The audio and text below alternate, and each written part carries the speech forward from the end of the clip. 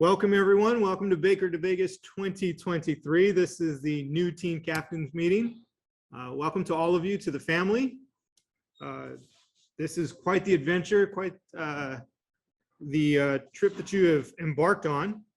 My name is Rick Santos. I am the Baker to Vegas coordinator. My assistant, I'm not sure if she's on right now. I know she'll be on later, is Dina Garcia. The club president, who unfortunately can, oh, there you go, Dina, unfortunately cannot make it, is Ruben Gonzalez. And the race director, I'm not sure if she's on, is Amanda Langford. And Amanda will speak at the meeting later on today. First things first, I want to make sure that all of you are aware that the majority of our information is on our YouTube channel.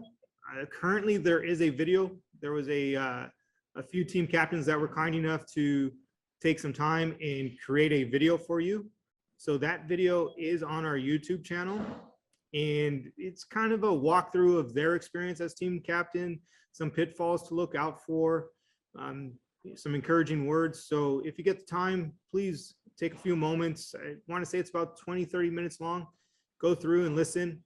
And all of those guys on that video have opened up themselves to anybody who needs some assistance. So if you find yourself in that position, just reach out to me. I'll put you in contact with one of them or somebody else who's willing to assist.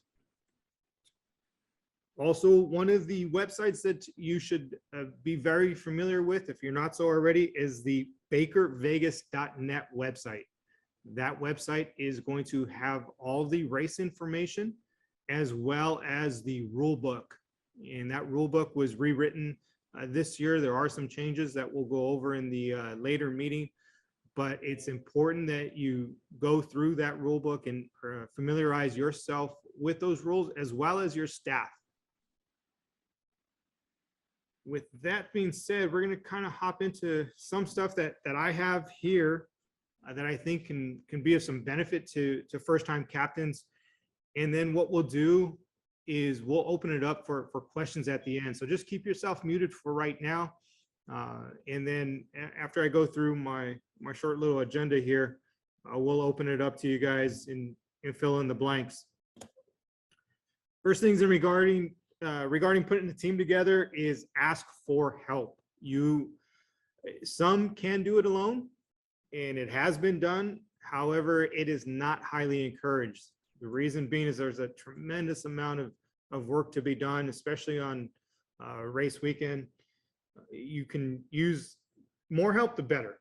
Meaning, if you can get somebody to help you out on the volunteer side, coordinating your support side, and somebody else who can help you with your runners, that would be a great benefit to you. So more help, the better. On the runner side, yes, it is 20 runners to run the race. However, if you go out there with 20 runners, I've done that, it is not highly encouraged, because if anybody goes down, you're done.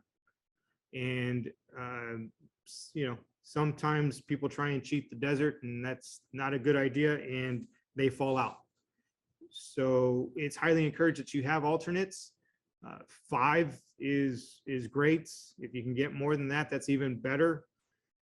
But also keep in mind, as we start this journey, and now October, between October and April, you will have injuries as well. And you'll have some people who just aren't training, and at the last minute will just bow out. So keep that in mind. One of the things that we found that works in regards to keeping people honest with their training is utilizing the apps such as Strava or Runkeeper or anything like that. The nice thing about Strava, I'm not completely familiar with the others, but the nice thing about Strava is you can create a group. There are quite a few Baker to Vegas groups on there. It kind of puts everybody in one spot where you can monitor how everyone's doing, because not everyone gets to see each other from time to time. It's, the teams are spread out sometimes. So just food for thought. From the support staff side, you're going to need drivers for your follow vehicles. You're going to need catchers, and you're going to need people to help coordinate. while you're out there. The catchers, let's talk about what a catcher is. I'm not sure if everybody's familiar with that. A catcher is required for every leg with the exception of stage 20 at the finish line. There is no catcher needed for stage 20. What a catcher's responsibility is as that runner comes into the chute, is to receive that runner. Just make sure that physically they're okay. If they need some assistance, that you're there to help keep them upright. If they need medical assistance, to help get them to the medical tent.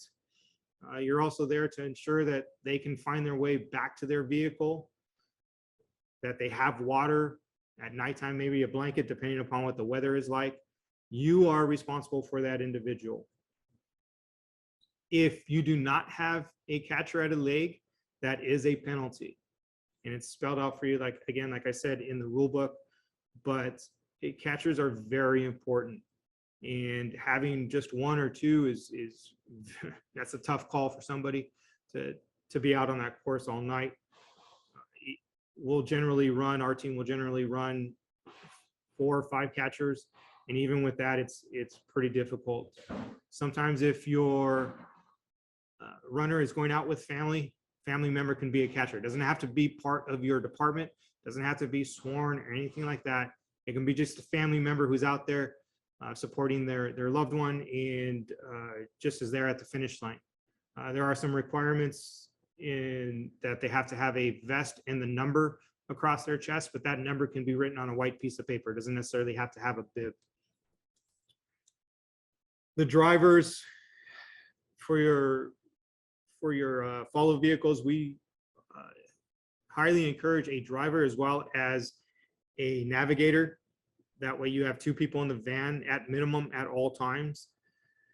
Again, trying to break that up the best you guys can. There are locations throughout the course where you can meet to exchange. You cannot exchange your staff at a exchange location, meaning just pulling over to the side right there, because you will incur a penalty because you'll end up getting in the way of runners. Keep that in mind. There's also, when you exchange, don't worry about covering your runner. There is a process. Just let the race personnel that are on the course at the time, the other follow vehicles, let them know that you are pulling off and that your runner needs some assistance or needs, just looking after, and they'll do so as long as you make that switch pretty quick. One of the questions that comes up quite a bit is how much money and how do I raise that money? As you know, the entry fee is $2,300. How to raise that money, everyone's got different ideas. I like to try and do it as easy as possible. There is a sponsor of the race, National Life Group, and the owner of that group is Frs Radios. I'm going to give you his phone number. He makes things pretty easy to make some money. He goes out and supplies everything for a barbecue. You just have to provide the muscle, if you will, but he provides everything else, and you make all the profit. There is obviously an exchange, meaning he just wants some time with your team to present his product. Javier's phone number is area code 562-237-3683. Javier was a law enforcement officer for several years. I don't believe he's a reserve anymore, but he has a background in law enforcement. So he's there to help out. He wants to help out. His company has been part of the race for a few years, and has made lots of money for a lot of people. So that's always an option. T-shirt fundraisers, other things, challenge coins, stuff like that. However, if you've watched the videos, there is there is a form that you have to fill out to utilize the logo or the wording B2V. So keep that in mind. It's on the website, bakervegas.net. Like I said, on that video, I walk you through it. So just be aware if you're going to utilize our logo, just have to fill out the paperwork and submit it to Ruben Crane. Ruben Crane being the general manager. The credit union is also a sponsor. They do give out money as well. and that's even easier. All you got to do is email them. Natalie Nahas is the point of contact. I'm going to give you her email address right now. It's N as in Nora, N as in Nora, A as in Adam, H as in Henry, A as in Adam, S as in Sam, at lapfcu.org. So if you reach out to Natalie, let her know what team you are. She'll let you know what exactly the process is. The credit union is our race sponsor. They are the main sponsor of the race. They do a lot for the race and for the teams. So reach out to her. Equipment side, what do you need? These are basic things. You're gonna need your follow vehicle. My suggestion is that you go out to local vehicle dealerships, if they have any vehicles, and see if you can't get them to help you out. Minivan works best, just because you can keep that sliding door open and work through there. Big dealerships that have helped us in the past, Longo Toyota, Gelpin Ford, those folks have helped tremendously. They're local to me here in the LA area. Reach out to them, let them know, they'll do what they can. I know Gelpin last year had a really difficult time just trying to get everyone covered, just because of the shortage of vehicles. So just keep that in mind. Supplies that, oh, let me back up. Lighted vests. Anybody who's running at night is going to need a vest. Lap rack does have some. I don't know what the quantity is, because once those go away, I don't know how quickly they can get more. So just keep that in mind. Look at them. You must have a light in front and in the rear. And the reason being is because in front, as you're coming up on a follow vehicle, the follow vehicle can see you, and same thing from the back. So just make sure that you have that. If you have any questions as to what is acceptable or not, reach out to either myself or Adina, and we'll take a look at what you got. What tends to happen is people will send me links to what they're going to purchase. We'll check it out, and we'll let you know if it's good or if you need to search elsewhere.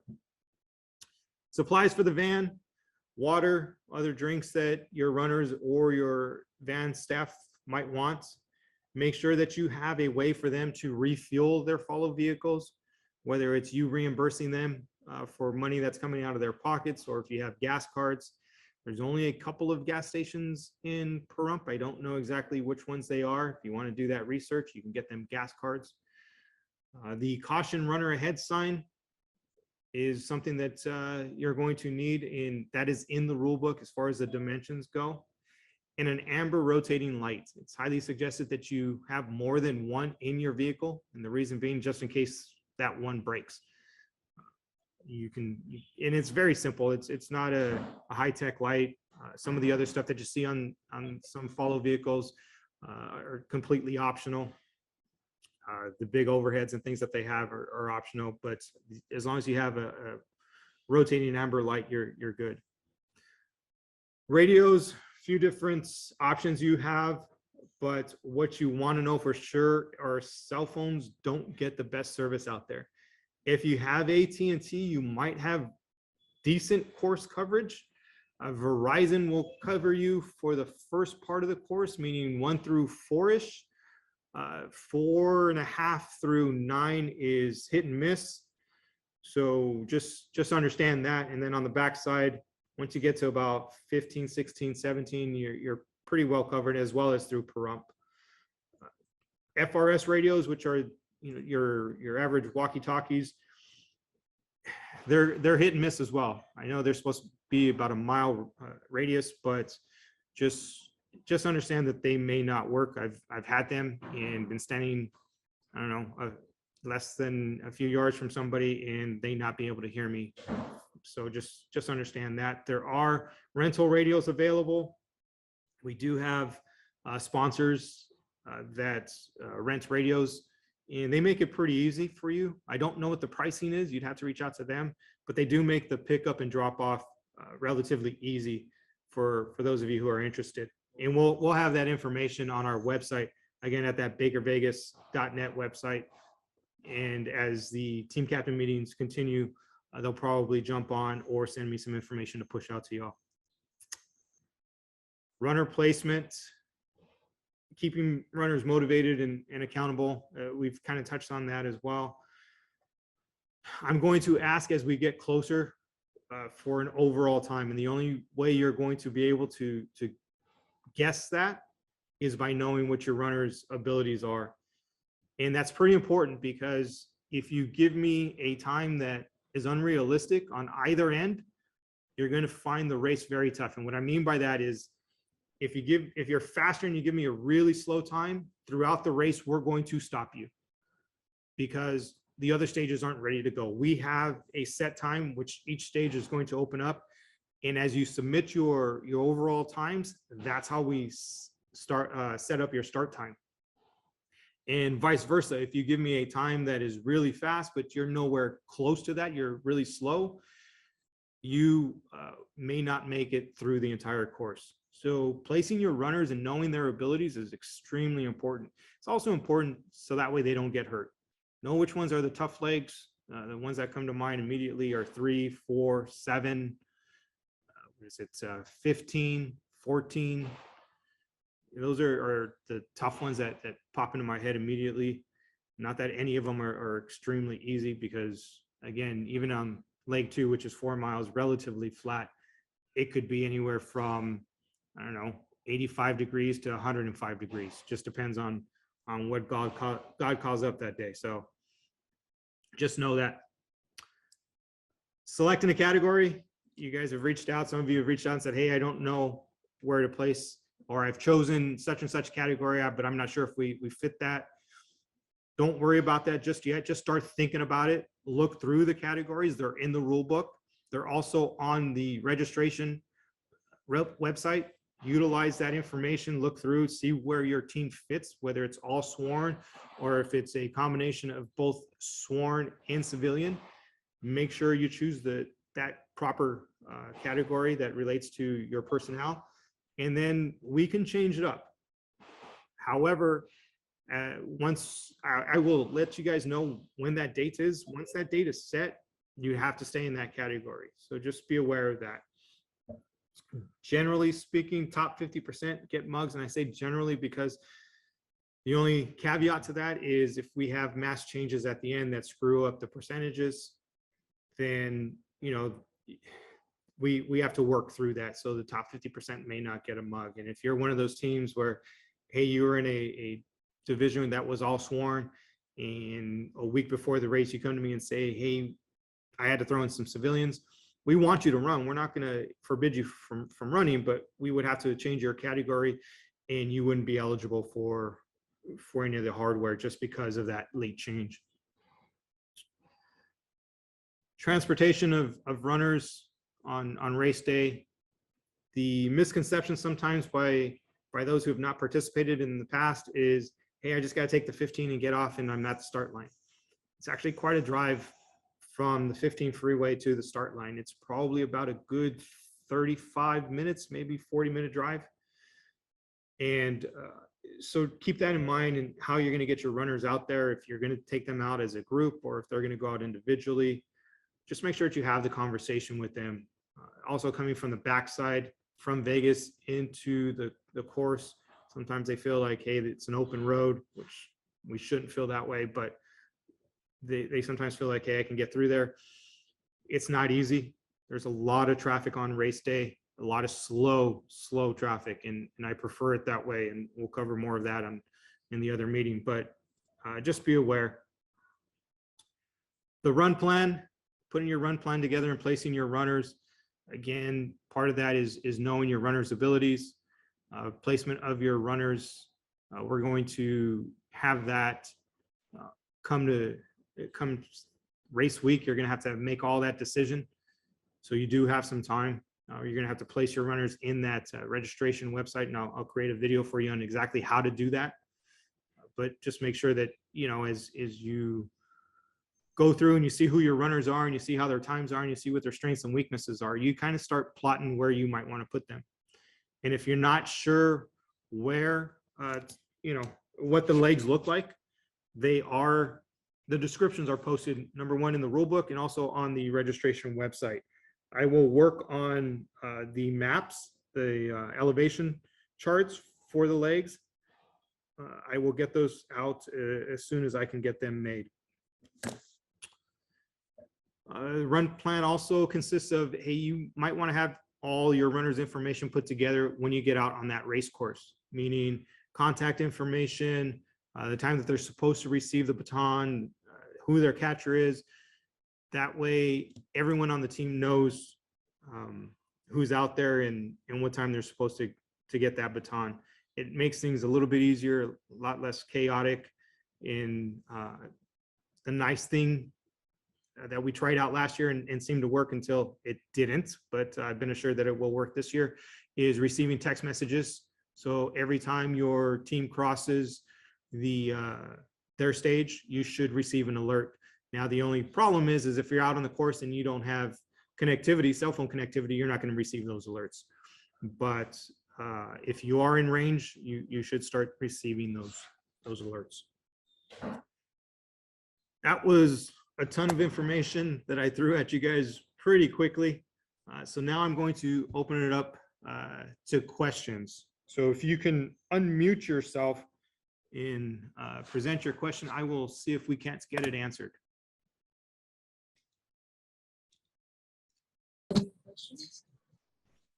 Would you happen to have a spreadsheet or maybe something that would help us with the start time and end times that maybe somebody might have already finalized for their runners? I think before we've used just a general, and I was wondering if maybe there's an update.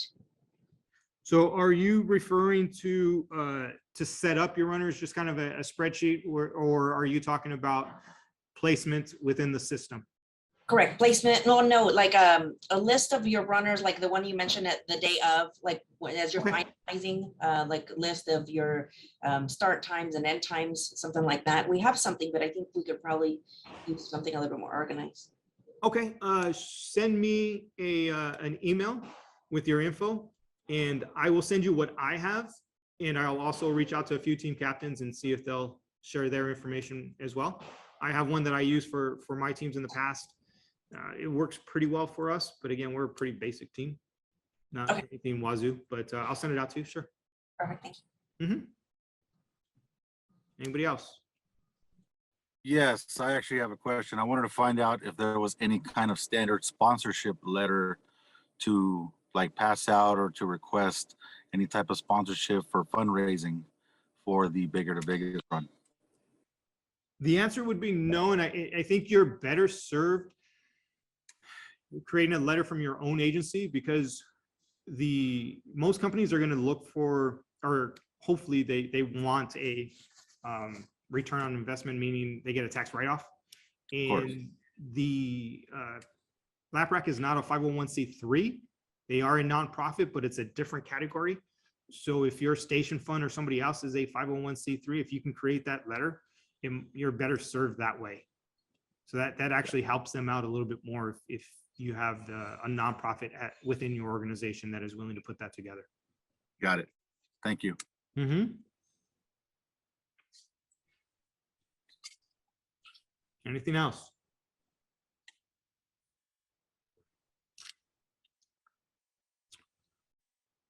So is each leg's information listed on the website? I know they used to have the distance and the elevation and all that. Is that accurate and up to date on the baker2vegas.net website? If you go to bakervegas.net, on the right-hand side, the rule book, pull that up. And in there, it's chapter, let's see, I'll tell you exactly. I have it right here.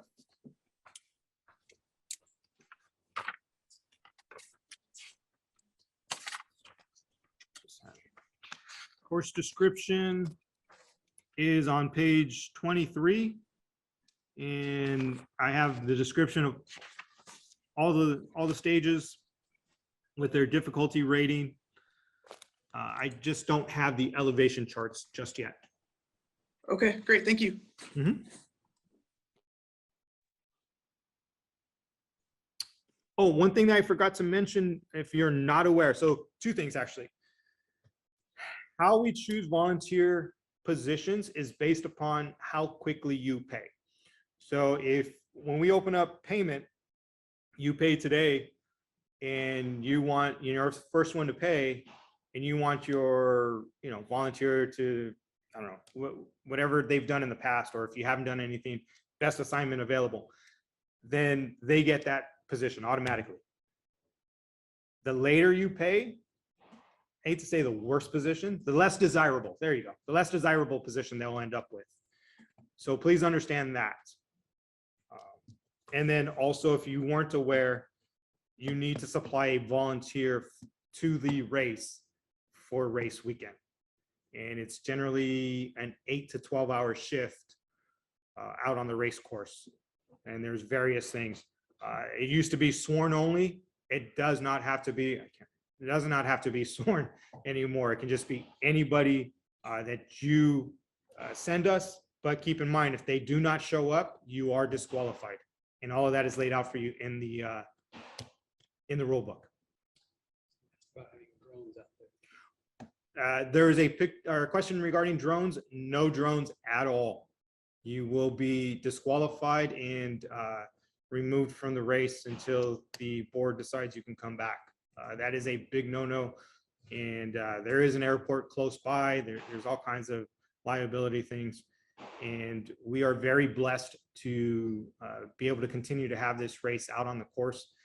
And so that way, we want to adhere to all the rules that they've put in place for us. And that's one of them. Any other questions?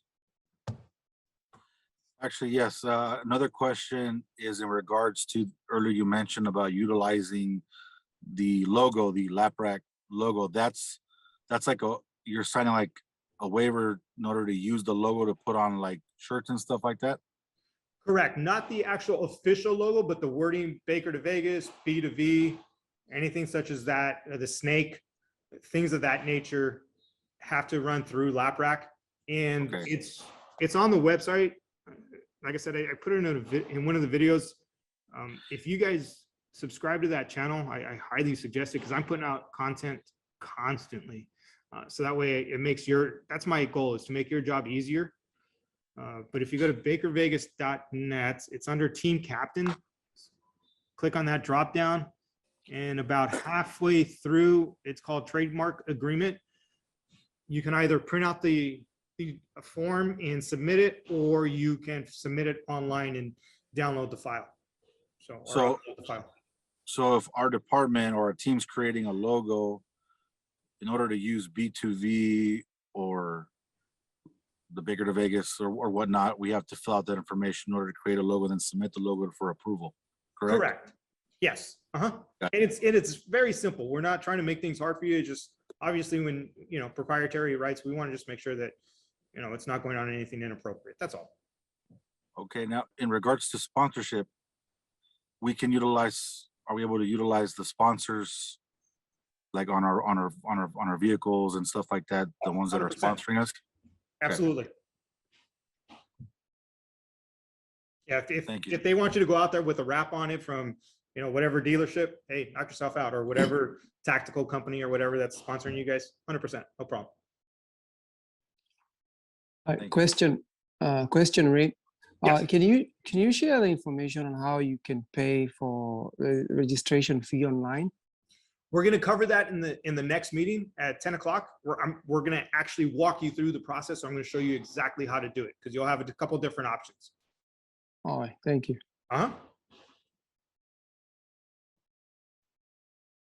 Anything else? Hey, Rick, in reference to the elevation charts, I was actually able to find those on the Baker Vegas website underneath the race course communication, and then the Baker to Vegas ham radio tab. If you clicked on it, they were from last year, but I'm assuming that they're the same. And then underneath the important documents, the stage maps are there and the elevation is there for people to look at. Okay, the only thing is I've got to go through those because I don't know if they're accurate. I didn't place Okay. them. Okay. Yeah. So I appreciate that. I'm going to reach out to the person who designed the last ones. And because there were some changes on the course, I'll give him the GPS coordinates. He had already said that he would do them for us. I just completely forgot until today, but I'll reach out to him and get them done. Thank you. Okay.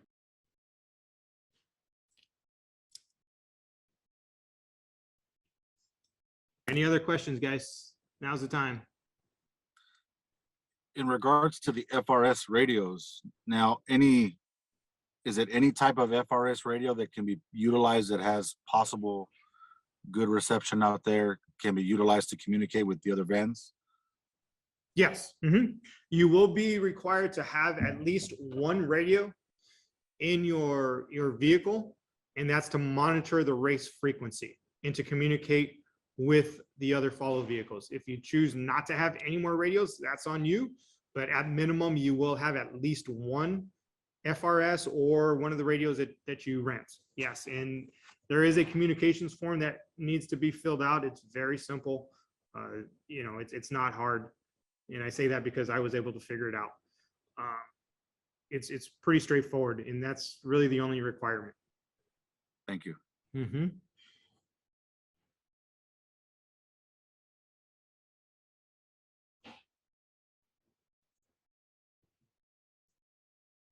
Anything else, folks?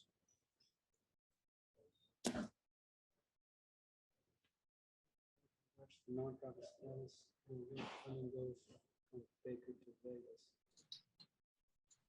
What was it? We have one more question. Yes, please.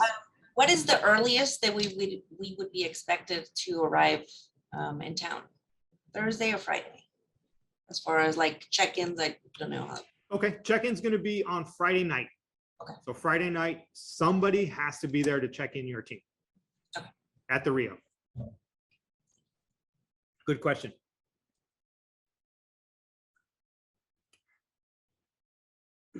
Question about, is there any verbiage available in regards to the nonprofit status where funding goes from Baker to Vegas? I mean, not really, I mean, goes to flat rate. Right, so the question was asked regarding funding and where it goes.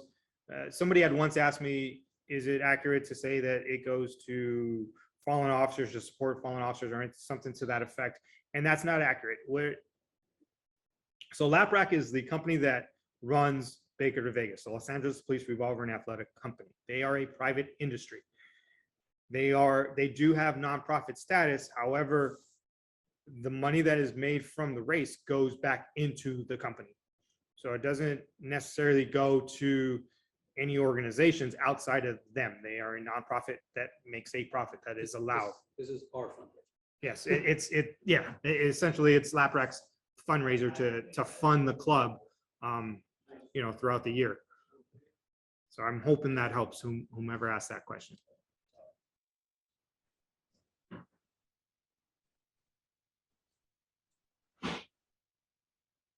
All right, folks. Oh, you got another one? One Talk to more. Talk to me. You mentioned honoring fallen officers. Is there, have we seen teams put like pictures of officers on their bibs? What information would we have to submit to get that taken care of? Okay, so every year, two ways of honoring officers. Number one is the way that you just mentioned. Every year we give agencies the opportunity to place a photo on their bib. It can actually be multiple officers. You just have to configure how to put it all into one collage of a photograph, so that way we can place it on the bib. That will come to me probably December, January-ish is when I'll start asking for that. That's the first thing. The other way is whoever passed from last Baker to Vegas to anytime between, you know, till the start of the next, we have a memorial slideshow that we show at the award ceremony. There's a process on that as to how to do that. There's a video that Adina made on our YouTube channel that walks you through step by step how to do that. But again, that's only for those who died from the last Baker to Vegas through the next one. How the bib can be anybody that you folks choose from the past, current, and whatever the case may be. Yeah. And if we wanted, I don't think that this is a possibility, but I just wanted to get it out. If we wanted the team numbers, those are selected by you guys, right? Those are not. selected. Correct. Those are selected based upon the finish of the previous year. If there's a special request, I will listen to it. I just can't guarantee anything. Sounds good. Thank you. I know some people want to do like badge numbers and things like that. It just, it really just kind of depends. I know that I've got a couple of requests that I'm working Okay, thank you. on. Mhm. How many alternates can ride in a chase vehicle and where can driver exchange at during the run? Is there a limit?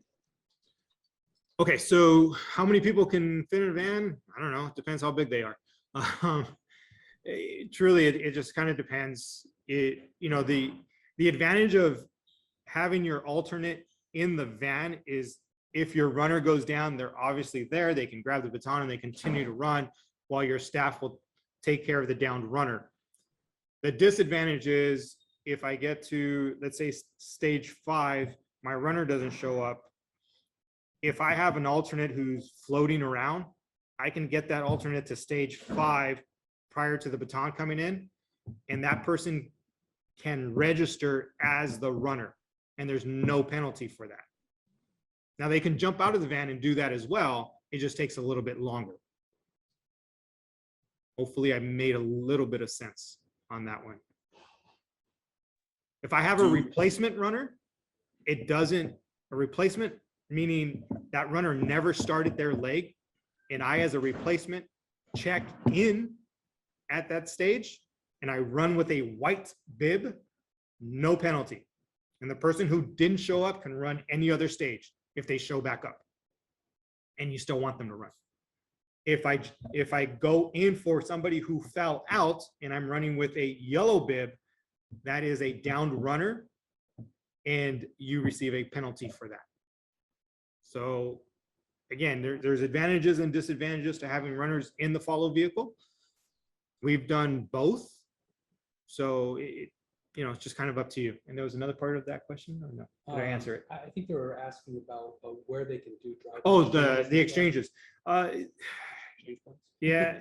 So outside of the exchange points, just past the exchange area, you can just pull off to the side of the road and literally just have somebody, hey, we're going to meet right here, and just pull off. They'll be standing by and you guys can exchange. And usually what I will do is every 5 stages is when we'll switch up.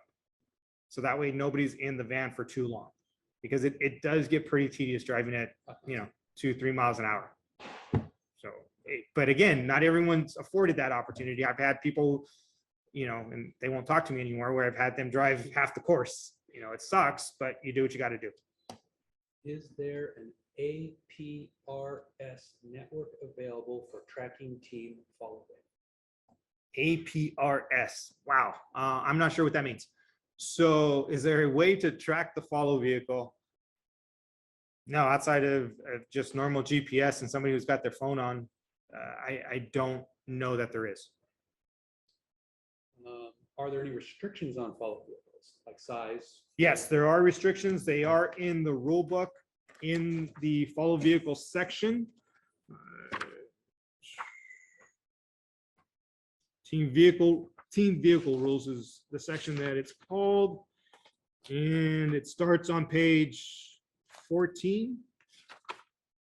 And I know the restrictions in regards to height are on page 18. There's a whole section there that talks about height, width, length of the vehicle, things of that nature. PRS is a two-way tactical real-time digital communication system between all assets and a network sharing information. No, we don't have anything set up to track in that aspect.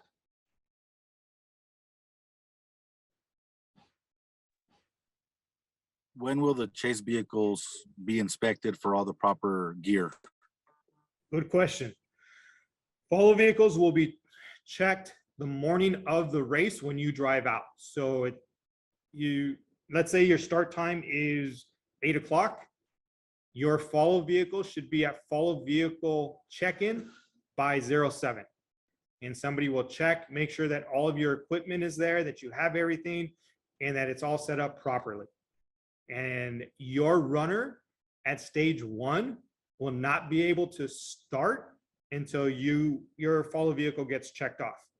So if your runners let's say for instance, like I said, you start at 8 o'clock in the morning, your follow vehicle is running late, and the follow vehicles will get staged up, I want to say about 15 to 20 minutes before the start time, because they actually, this is other information, your stage 1 runner will not have a follow vehicle for the first 3 miles of the race.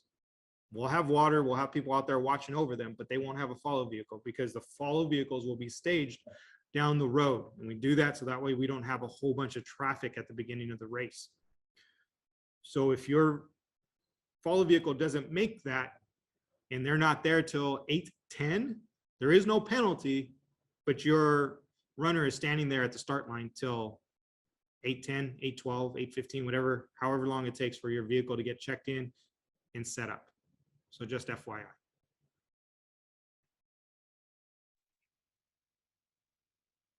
There's a check-in, just check-in for follow vehicles at the Rio. No, the check-in for follow vehicles is out on the race course. So it is about 3 miles prior to the start line. I want to say it is. And we'll have all those GPS coordinates will be on the website, but you're more likely than not, your follow vehicle is going to be coming from the 15 freeway. Cannot miss it. Another clarification, according to the rules, now each category will start at different times, correct? It's not necessarily based on category. It's based on overall time. Okay, so the time to cross a specific leg by a certain time or else the team is disqualified counts the same for everybody all down the line? Yes. Mhm. Okay.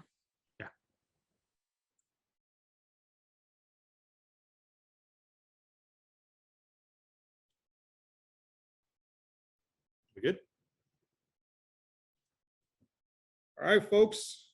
Hopefully you got some information. Adina and I are always available. You guys should have our contact information. It's gone out several times. If you don't, just reach out to me via email at B2V coordinator at laprac.com.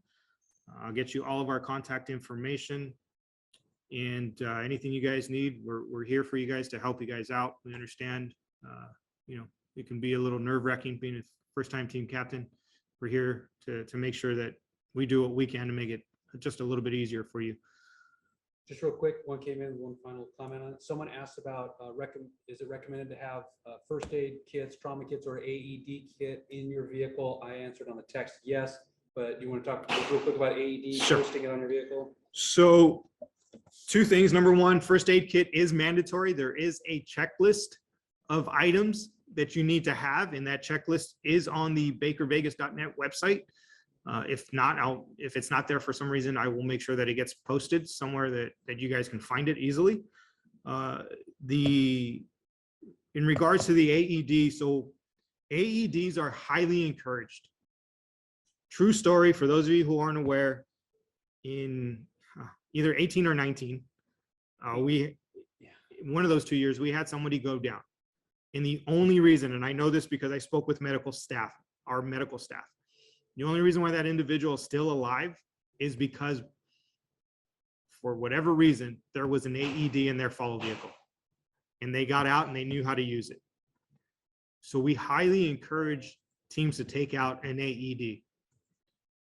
We like to think that we're all in great shape and hey, I can run and all this other good stuff. However, sometimes we don't know what's really going on inside. And this individual was a runner and was in great shape and had no issues that they were aware of. But the AED saved his life. There's actually a story on it on YouTube. Manhattan Beach, I believe, is the city, and you can look up that story. Like I said, I talked to medical personnel that evening, and they said the only reason why he's still here is because of that machine.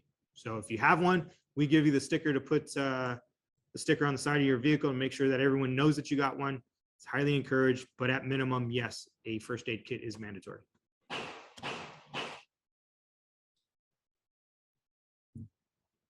We good? We got 12 minutes to the next one. All right, folks. Well, thank you all for your time.